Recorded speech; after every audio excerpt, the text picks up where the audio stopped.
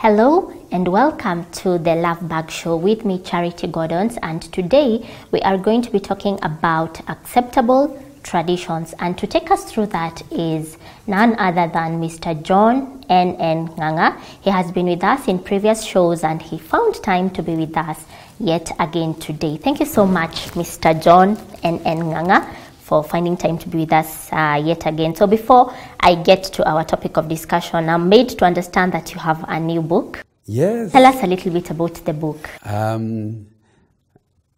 think I'm becoming more of a writer because now finally, since we were last together, a new book has come out, my newest book, the 10th book that I have written.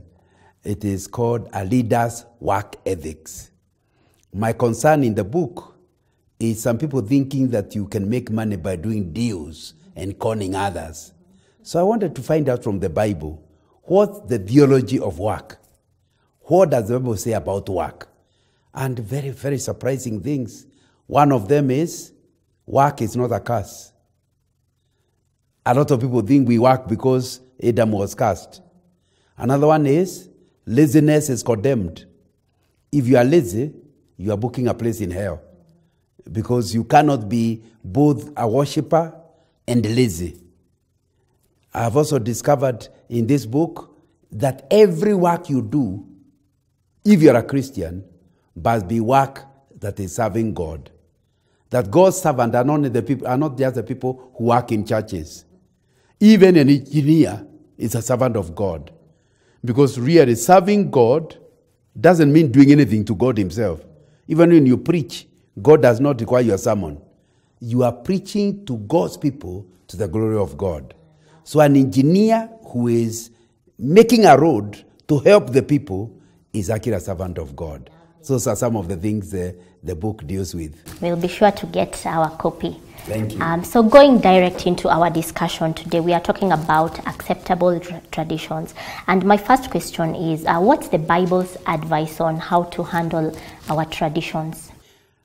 The Bible is a book that is aimed at all tribes of the earth. In fact, the Bible opens with that God created the heavens and the earth. So there isn't anything that's not created by him. There are no human beings that are not God's people. Then in the Gospel of John, chapter 1, verse 11 and 12, he said, he came to his own people. We are all his people. It's only some received him and some didn't. With that understanding, it means every human being has connections with God. What then that means is that our behavior, our customs, our traditions are likely to come from four sources. Number one, because we are created in his image, there are customs any tribe in the world does that draw from the fact that we are connected with God. Unfortunately, after the fall of man, there are traditions which we follow because of demonic influence. So every tribe, whether you are an Englishman or you are a German, if you check your traditions, you'll find some traditions whose source is demonic. Is it possible for you to list some of those traditions? Yes, I'll come to them in a minute after giving. So if you are German, so it doesn't matter which tribe. Some will. Thirdly, some customs are neither godly or ungodly. They simply are a preferred way of doing something. For example, the kind of food you eat. The Indians eat a certain type of food. The English eat a different type of food. I don't think it has anything religious about it. That's their preference. That's their taste buds. And there are many customs which we do which have nothing to do with any religion. Therefore, God's view of our traditions is that we are okay in following customs that have no religious implications. But we are not free to follow customs that have demonic connections. What that means is that when you become a Christian, there will be traditions that are acceptable and traditions that are not acceptable. And that's the same thing we have been quoting in previous programs that they dealt with in Acts chapter 15 in the Jerusalem Council, talking about traditions and beliefs of the Gentiles. And that happens to be true right through the Old Testament and the New Testament. There is a rule. There are some traditions that are not acceptable. Mm-hmm. Yeah, so that brings me to my next question. Is there an example in marriage from our traditions that will be good to encourage among Christians? You know, there are many. And for many years, we have been very proud about our African marriage customs. First of all, divorce is rare among traditional Africans. You married for keeps. And we may have certain discussions about it, but the customs of the Africans is that when you marry a man, you stay there. You may not like the fact that he can marry another one in addition to you, but there is no plan that because we are now married and I don't like you, that I'm going to send you away. We have children, we'll look after those children all the days of our lives. That's our custom, but it's also biblical. Because he says, what God has joined together, let no man put asunder. So that's an African tradition. It's a Kigu tradition. It's a Luo tradition where you marry with no intention of living. That is not true of modern culture. But let me give you another one. When you marry, the cost of arranging the wedding is never one particular person.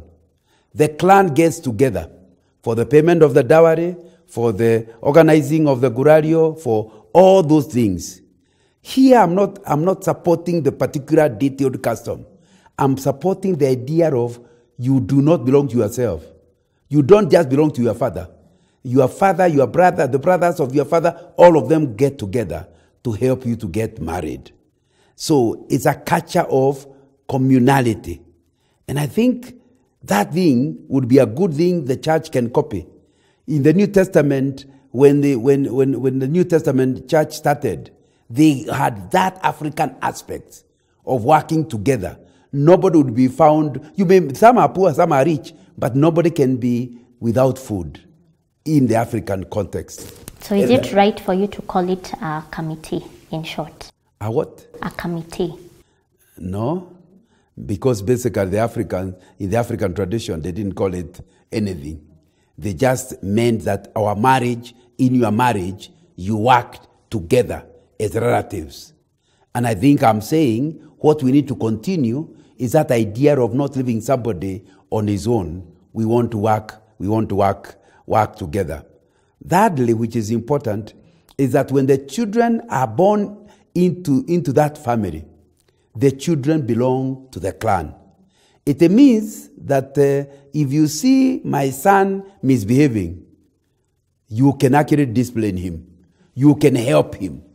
We don't just pointing fingers. The children of so-and-so are bad. These are our children. Does that still happen in today's society? Unfortunately, no. But your question is traditions which would be good if we continued.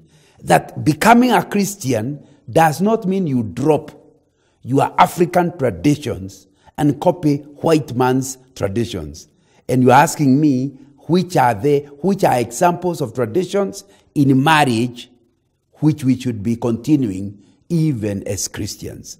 And one of them is that idea of children are brought up together and everybody takes care of them. After all, when the child becomes an adult, he will either be a soldier to defend the clan or he will be a crook to steal from the clan.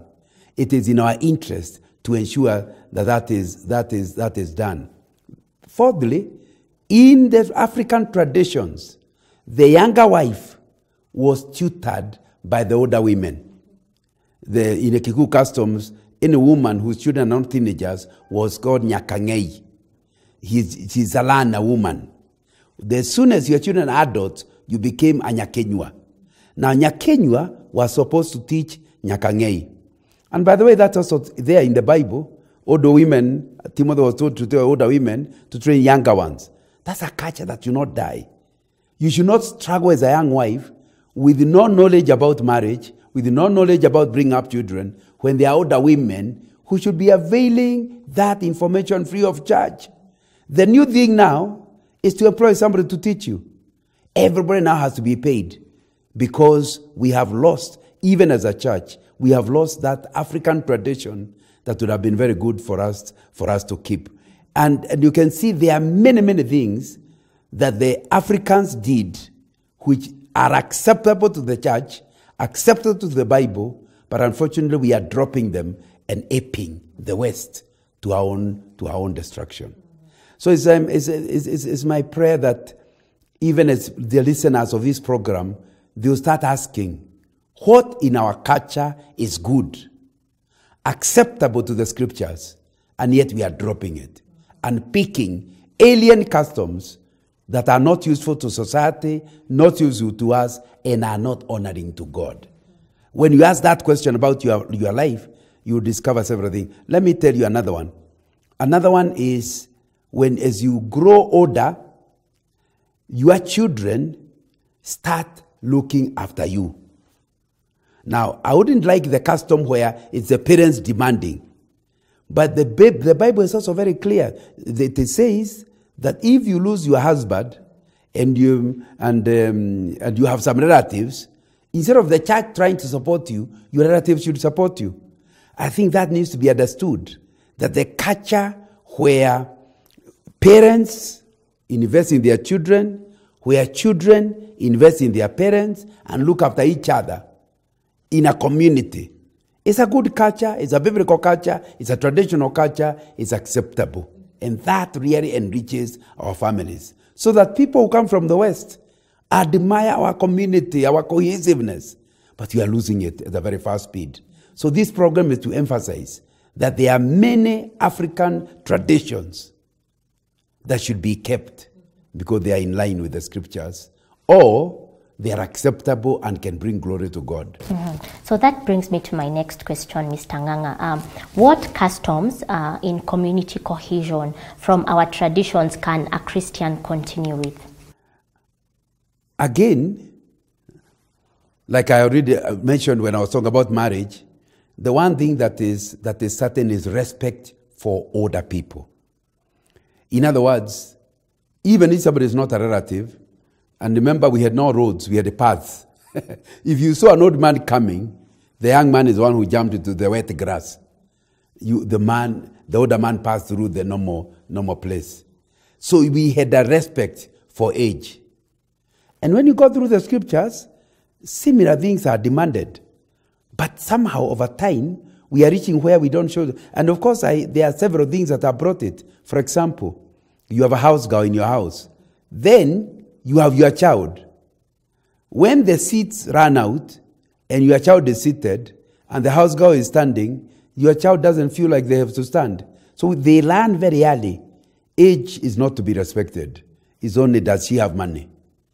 That is killing our old tradition, which was age is respected. The older you are, the more respect you got. And I'm saying we need to come to where that community relationship, where older people are respected by the younger ones, where older people advise the younger one, is something that should actually continue. Secondly, we hated thieves. In the community, in African traditions, if you stole or you are regarded as evil, the whole community would punish you. I think we are getting to the level where you see somebody doing something and you ask yourself, it's not mine, it doesn't bother me, why get involved? You can even see somebody being mugged next to you and you just walk on. That is a loss of our African traditions. The African tradition says, I am because we are. Of course, in Christianity we say, I am because we are, because he is, God is. That's where we are. But I want to emphasize that before Christianity came, we already as people knew, I am because we are. So you do not want to just be successful on your own. You want to be successful as a clan. That's why when I get educated, my first salary is to pay the school fees of my brothers. I don't say, wait a minute, it's me, I'm educated. You feel like you don't want to rise in your standard without carrying everybody in your clan, without carrying everybody in your family. Again, that's something that we are losing, and we need to go back. It's a tradition where we care for one another and look after each other's welfare and try to develop together. I think that's something that we can talk about. I think the third thing that is useful is education. Education was communal. You learn from each other. Your father teaches you what the trees are. Okay, we didn't go to a formal school. Now, that is also being lost. Children very early learn that the teacher is the one who knows. The mother doesn't. In fact, if the mother tries to correct a child, say, no. The teacher told me. We have stopped. We have given education to a teacher without understanding the whole community is a school. I think this is a tradition that we need to deal with. And my hope is that as the viewers are watching, they'll start asking, what in our African traditions you hear from your grandfather or from your grandmother is acceptable, and yet we are not following it. Yes. Lovely. That brings us to the end of the first part of our show, but keep talking to us on our social media platforms. On Facebook, we are at Champions TV Kenya fan page. You can also subscribe to our YouTube channel, where we are at Champions TV Kenya. Our Twitter handle is at Champions TV Kenya, and our Instagram is Champions TV Kenya. You can also send your comments and views to the number on your screen. We're going to go on a short commercial break, so keep it Champions TV.